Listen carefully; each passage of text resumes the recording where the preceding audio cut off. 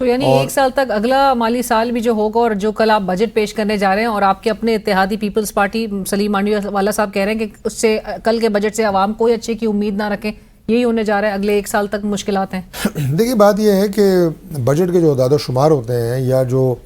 آپ یہ کہیں کہ بالکل ایک ایسے پاکستان کے بجٹ کی میں اس وقت موجودہ کی بات کر رہا ہوں کہ بالکل ایسے ہی ہے کہ جیسے میں مثال دیتا ہوتا ہوں کہ ایک گھر کی جو ذرائع آمدن ہے وہ کم ہوں اور ان کا جو مہینے کے اخراجات ہوں وہ ذرائع آمدن سے زیادہ ہوں، تو پھر وہاں پہ ہر وقت کوئی نہ کوئی پڑجل تو پڑی رہتی ہے، جس کا شکار جو ہے ہم تو اخراجات اپنے معاشی نظام کو بھی دیکھتے ہیں۔ اخراجات کم کریں، وہ جو اشرافیہ ہے اس کو ٹیکس نیٹ میں لے کر آئے، آپ جو ٹیکس بڑھا رہے ہیں وہ تو اسی طبقے کو مسلسل ٹیکس کیا جا رہا ہے۔ میں آپ کو بات بتاؤں کہ یہ بڑی ہی ایک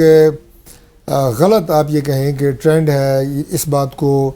ایڈوکیٹ کرنا کہ اشرافیہ ٹیکس نیٹ سے باہر ہے، لیکن ٹیکس نیٹ بھی تو بڑھتا ہوا دکھائی نہیں دے رہا۔